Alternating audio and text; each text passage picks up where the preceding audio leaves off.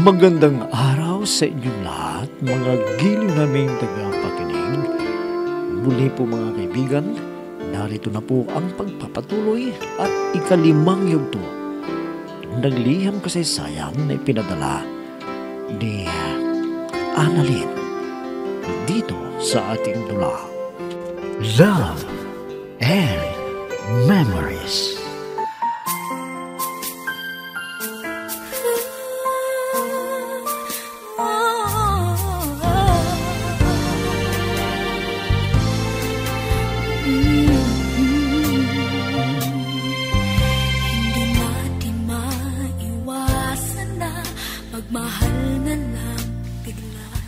Sumama akong nagtanong kay Renante at masamang-masama ang loob ni Mami sa ginawa. Pero masaya ako dahil kasama ko na ang lalaking mahal ko. At ganun pala ang trabaho ng isang sundalo kung saan-saang lugar ang mission nila. Minsan na nagkaroon ng mission si Renante ay na-miss ko siya agad. Pero nag-isa ko dahil yun ang trabaho niya. At tuloy pa rin ang trabaho ko para hindi ako mainip sa bahay. Pero doon ako tumira sa bahay ng pinsan ko dahil hindi pa ako umuwi sa bahay namin. Baka galit pa sa akin si Manny. Aha. Naku, uwian na naman. Tapos ng maghapong trabaho. Nakakapagod din ang trabaho natin, ha? Oo nga eh.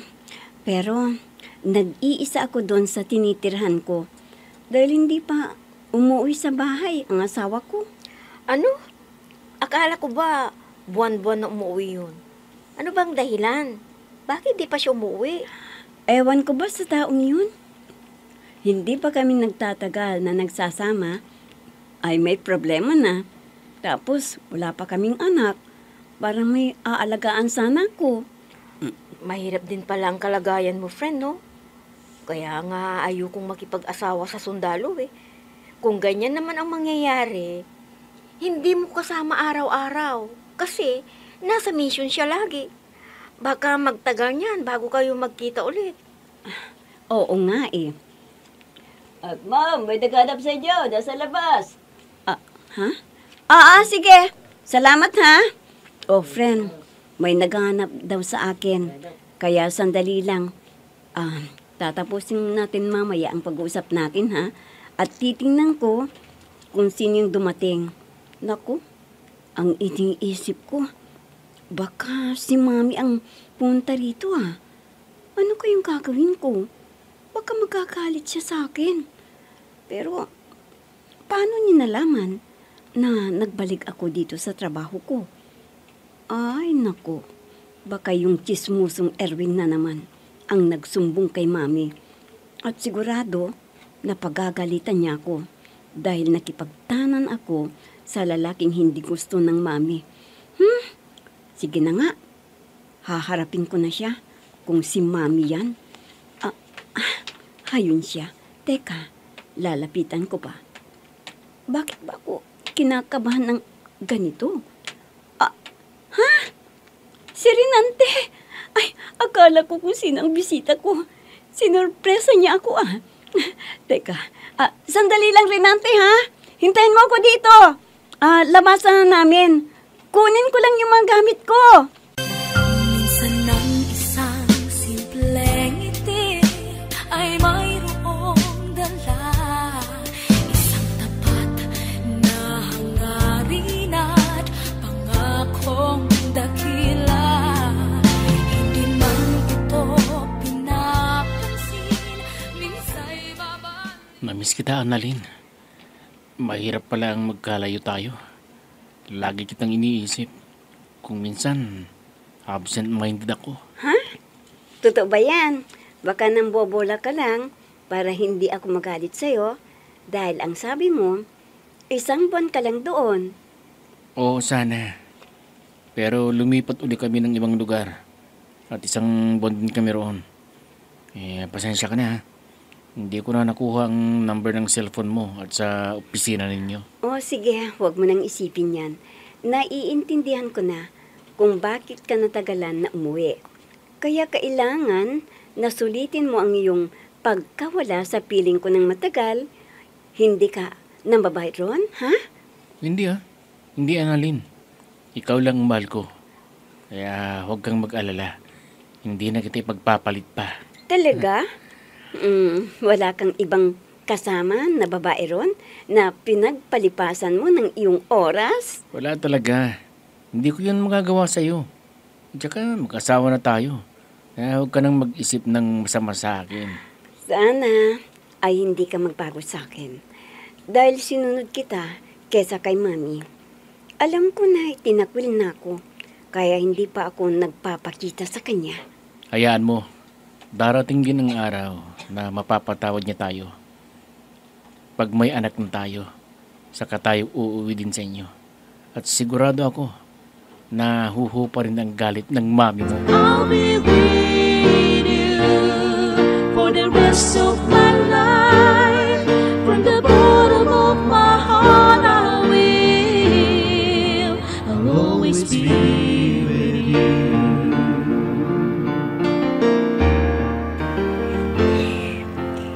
Hindi pa ako binalikan ni Annalyn. Bakit mo ginawa ito sa akin, Annalyn? Ako ang nagsakripisyo para makapag-aral ka. Pero ibang tao ang nakikinabang sa iyo. Sana isipin mo rin ang pagmamahal ko sa iyo, anak. Sana bumalik ka na sa akin. Mahirap pala ang nag-iisa. Hinahanap kita, anak. Bumalik ka na sa piling ko. Hindi na ako magagalit sa iyo. Kung masaya ka sa lalaking pinili mo, wala na akong magagawa. Kundi tanggapin na lamang ang desisyon mo. Kaya bumalik ka na sa akin, Annalyn. Bumalik ka na sa akin, anak.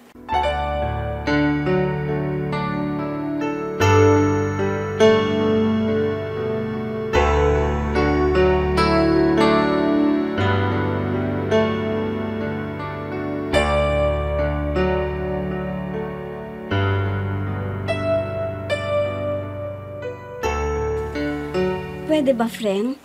May ipapakiusap ako sa iyo na pupuntahan mo para malaman ko kung hindi na siya galit sa akin. Oo, sige.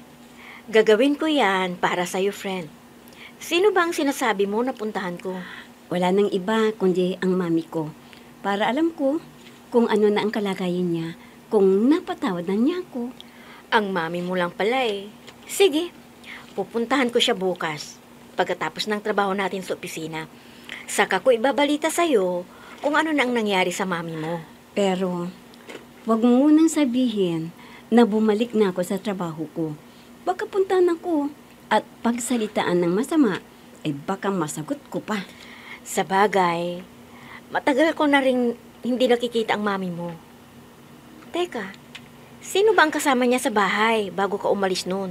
May kasambay kami na dalawa, pero matanda na rin si Aling Claring na siyang nag-alaga sa akin mula pagkabata at di na siya nag-asawa pa. Mabuti naman at may kasama ang mami mo. Para di naman siya mag-isa dun sa bahay ninyo. O sige, dalawin ko na lang siya bukas ng hapon. Minsan ng isang simpleng ngiti ay mayroong dala. Isang tapat na hangarin at pangakong dakila. Hindi man ito pinapansin, minsa'y babalik. Annalyn, aalis na ako. Pinapupunta ako sa kampo. Baka may ibang mission na naman kami. Sige rin, Ante. Pasensya ka na, ha? Masama ang pakiramdam ko ngayon. Kaya din na ako nakapagluto. Ganun ba? Teka, ano bang masakit sa'yo? Sabihin mo sa akin. Ang mabuti pa eh, dalhin muna kita sa doktor bago ako kumalis. Hindi naman siguro malubhang sakit ito rin, Ante. Sige na, ako na ang bahala sa sarili ko. Parang lagi akong nahihilo At kung minsan ay nagsusuka pa. Teka, baka naman nagpapalipas ka ng pagkain mo. O kaya may gusto kang kainin. Hindi naman ako nagpapakagutom eh. Nasa tamang oras naman ang pagkain ko. Kaya huwag kang masyadong mag-alala. Mamaya, pag mainang konti ang pakiramdam ko, ay pupunta ako sa doktor.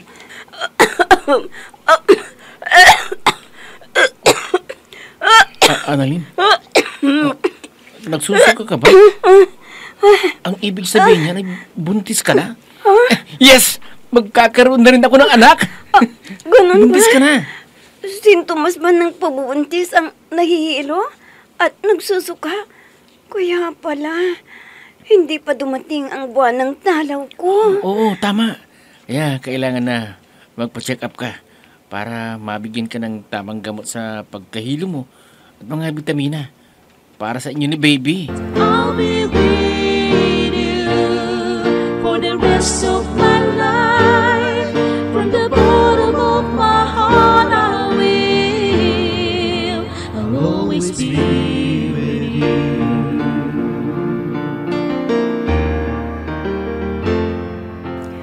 Buti na lang at break time.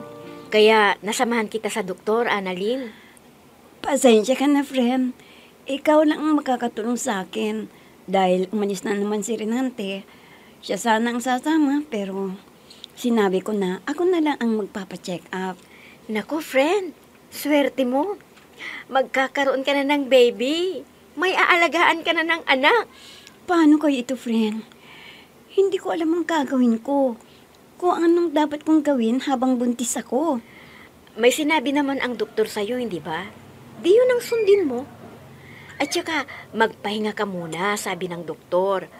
Bawal ang mabibigat na trabaho at huwag mong kalilimutan na kumain ng mga masusustansyang pagkain tulad ng prutas. Bumili ka. Oo, Mirna. Ay, naku. Sigurado, magbabakasyon na naman ako sa trabaho ng 3 araw para makapagpahinga ako. Friend, napunta mo na ba si mami ko? Anong sabi niya? Pasensya ka na, friend. Hindi ako natuloy dahil inatake na naman ng asma ang nanay ko eh. Alam mo, parang bata yun eh. Pag may sakit, gusto niya, nasa tabi niya ako lagi. Di bale, pag may oras ako mamaya, pupuntahan ko ang mami mo. Salamat sa iyo, friend. Ikaw lang ang aasahan ko para malaman ko naman ang kalagayan ni mami. At malaman ko rin kung napatawad niya ako sa pag-iwad ko sa kanya. Sana magkakaayos na kami ng mami ko.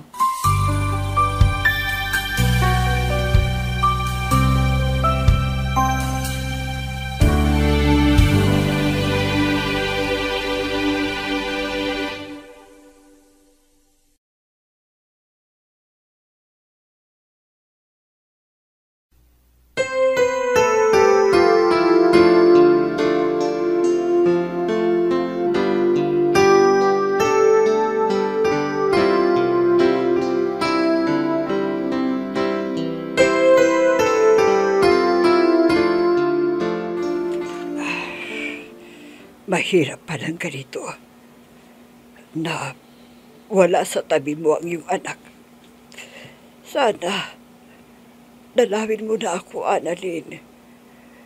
Kailangan kita, lalo na sa aking kalagayan ngayon. Nangungulila ako sa iyo. Ano na kayang kalagayan ng aking anak? Sana hindi siya apihin ng sundalo na yun. Saan ko ba siya hahanapin? Diyos ko, tulungan ninyo ako. Sana iparating ninyo sa isipan ng aking anak na dalawin niya ako. Gusto ko siyang makita bago man lang ako pumanaw sa mundong ito. Sana pumunta dito ang aking anak. Pumunta sana dito ang aking anak para dalawin niya ako. Salamat po sa inyo, Diyos ko. Kung mapagbibigyan niyo ang aking kahilingan, Salamat sa inyo.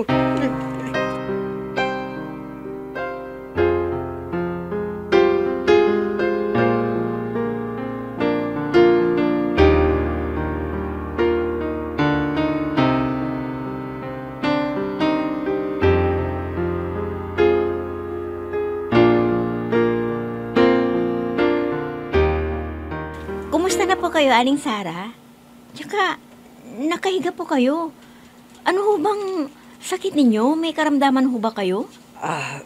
Walang anuman ito, Bienna. Mabuti naman at dinalaw mo ako. Alam mo ba kung nasaan si Annalyn? Kaya po ako nagpunta rito. Dahil gustong malaman ni Annalyn kung ano na po ang kalagayan ninyo. Nag-aalala na rin po siya sa inyo eh. Kung nagkikita man kayo ni Annalyn, sabihin mo sa kanya, hindi na ako galit. At ano ang kanyang kalagayan ngayon? Buntis na ba siya? Opo. Sinamahan ko nga po siyang nagpa-check up eh. Kaya magkakaroon na po kayo ng apo na pwedeng maglibang sa inyo. Magandang balita yan. Sabihin mo sa kanya na pwede na siyang umuwi dito sa bahay. Tatanggapin ko kung ano ang kanyang desisyon. Kung sino ang kanyang mahal. Sige, hindi ko siya hahadlangan. Bumalik lang siya sa akin. Sigurado, Aling Sara. Pag nalaman niya na napatawad na ninyo siya, ay magiging masaya ang kaibigan ko. Sasabihin ko kaagad sa kanya para dalawin niya kayo. Oo. Gusto kong makita ang aking anak. Naging malungkot ang aking buhay nang umalis siya. Kailangan ko pala ang aking anak. Kaya, pakiusap, pabalikin mo na siya dito sa lalong madaling panahon.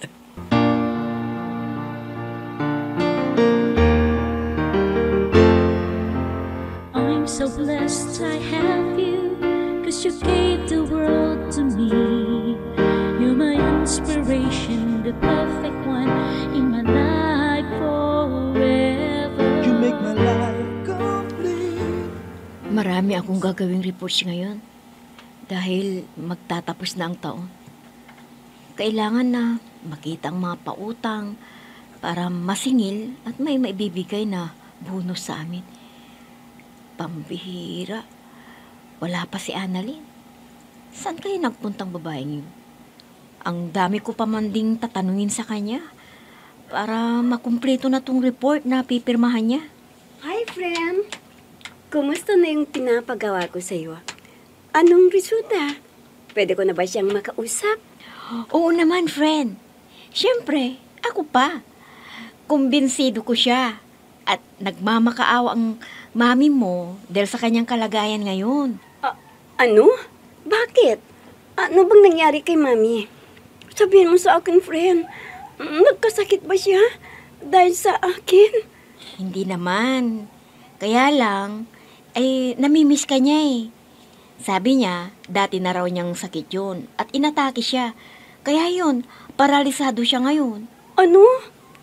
Kawawa naman pala ang mami ko. Inalagaan ba siya ni Aling Claring at kailangan na dalawin ko agad si mami? At hingi ako ng tawad sa kanya. Oo, friend.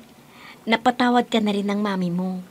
At ang sabi niya, ang kailangan niya ay ikaw na nasa tabi mo siya lagi. Alam mo, nangungulila rin ako sa kanya. Kahit ako, namimiss ko rin ang mami ko. Kaya pupuntahan ko na siya para madalaw. Salamat, friend, sa tulong mo. At pupunta muna ako sa palengke para maibili ko siya ng prutas. Para may pasalubong naman ako sa kanya.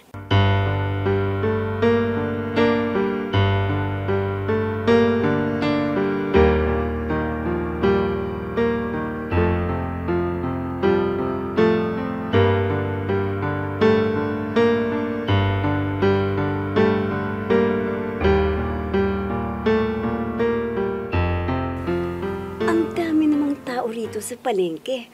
Ang sabi, walang pera ang mga tao dahil walang trabaho. Pero, ang dami ring namamalengke. Ay nako, ano pa bang kulang na bibilin ko? Oo nga pala, mga prutas. doon na lang ako bibili sa suki ko. Dahil hindi niya ako tinutubuan ng malaki. Ako, excited na ako na makita ang mami ko. Sana ay matanggap na rin niya ang asawa ko. Dahil buntis na ako. Teka, parang kilala ko itong masasalubong ko. Paano ko iiwas? Nakita niya ako. Masasalubong ko siya. Paano yung kaya ito? Anong gagawin ko? Tibade, hayaan ko lang siya. Hi, Annalyn. Kumusta ka na? Sana hindi mo ako nakakalimutan. Ha? Anong ibig mong sabihin, Erwin? Hanggang ngayon, umaasa ka pa sa akin? Hindi mo ba nakikita na buntis na ako? Mabuti naman pala at magkakanak na kayo ni Renante. Magandang pagkakataon ito. Erwin, kung ano man ang plano mo, wag mo na sanang ituloy. Parang awa mo na. Sana, humanap ka na lang ng ibang mamahalin. Annalyn naman, gusto mo ikaw lang masaya. Gusto ko rin makabawi sa'yo dahil nasaktan ako. Erwin? Anong gagawin mo sa akin? Ano, Erwin?